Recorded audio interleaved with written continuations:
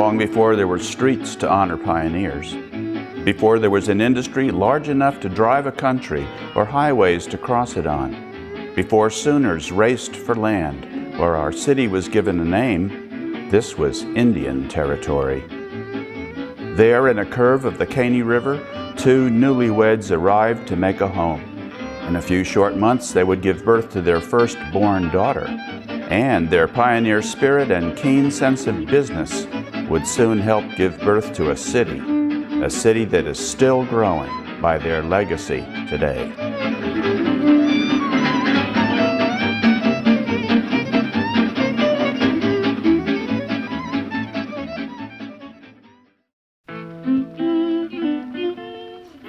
Indian Territory was as rough as it was beautiful. Rugged rolling hills, stampeding winds, runaway rivers that often jumped their boundaries, but as the world would soon see, it was a land that could bless, too. William Johnstone was a bright, determined man. He arrived on the north bank of the Caney River in 1882 under the employment of our city's namesake, Jacob Bartles. Johnstone brought with him his young bride, Lillie Armstrong, who was the granddaughter of a Delaware chief and Baptist preacher named Charles Journeycake. While the location was new, Johnstone's employment was not. He had worked for Bartles in his various trading posts for a number of years. Jake Bartles also happened to be Lillie's uncle, which makes the next series of events that much more compelling. On arriving at the new Bartles store, Johnstone met another employee, an older man by the name of George Keeler.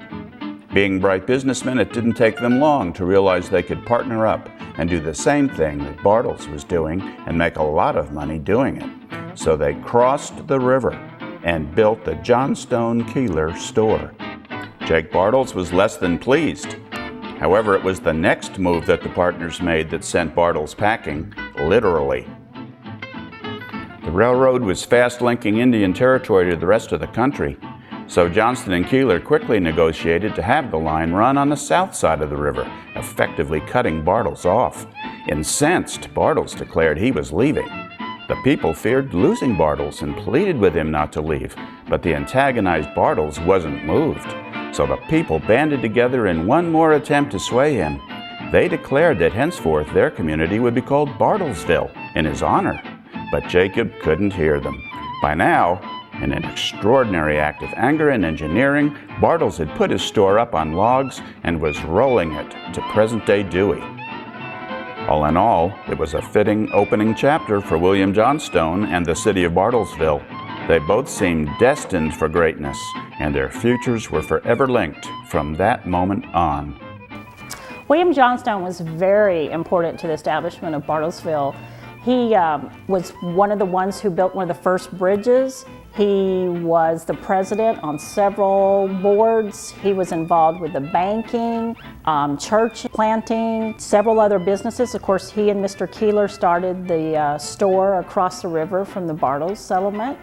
And from there, it's just been phenomenal.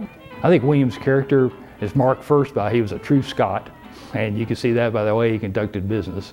But he also really loved his fellow man. You could tell that by the involvement he got in statehood and incorporating the city.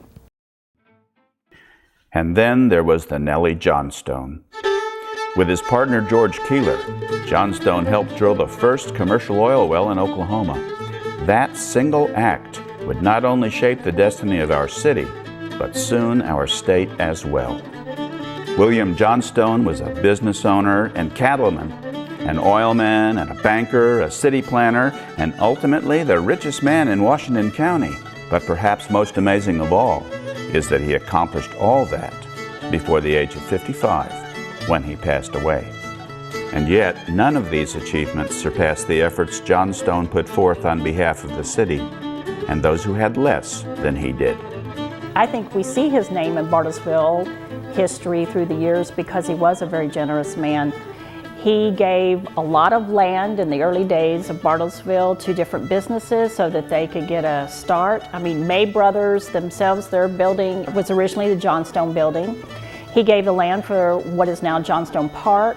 He started 2 or 3 different churches in town. He also gave the land for several schools. And so in that way, we are still feeling William Johnstone's generosity throughout our area.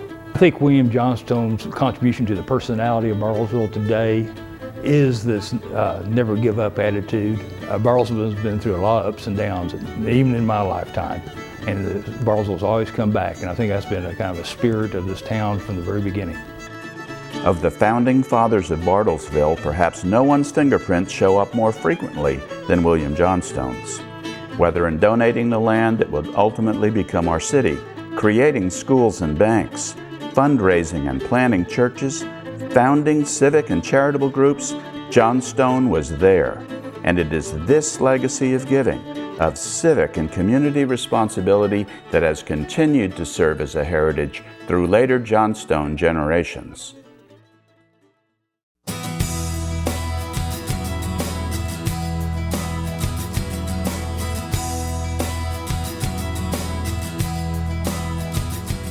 Well, I think Leo Johnstone just was a very compassionate individual and one that people always enjoyed working for. I don't think we would have an OK Mozart Festival today had it not been for the generosity and organizing skills of Leo Johnstone. Leo had a desire to serve the community, and he has deep roots here in Bartlesville, and he wanted to see OK Mozart thrive because he saw it as an asset to the community.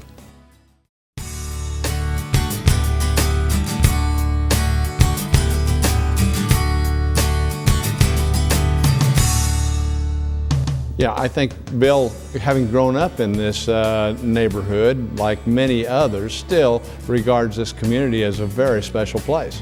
To be part of the Johnstone family, what it means to me personally is that you know you have some obligations.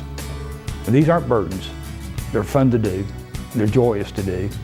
But you know if you're helping out, your community can go forward. We should take as an example from the Johnstones the fact that we can all make a contribution to our community, and that the community only prospers if each succeeding generation does something to help it along. As the Bartlesville Community Foundation continues its mission of working to make a better Bartlesville, we find families like the Johnstones embody the core values of our institution. I think the Johnstone family is a wonderful example of a family whose core values are very similar to the core mission of the Bartlesville Community Foundation. You know, this is a very special community, and the Bartlesville Community Foundation is a way that people can be involved. But I think that the Johnstone family in particular has really looked forward to giving back to this community. The Johnstones mean a great deal to a community like Bartlesville because they've been here since the founding of the community. And the fact that they continue to be involved shows the way for other people. Only a few short months after arriving on the north banks of the Caney, William Johnstone had become a father. In the years that followed, he became one of our city's founding fathers. And from that moment on, the two were linked. William Johnstone instilled that same legacy, the value of giving, in both his family and his community.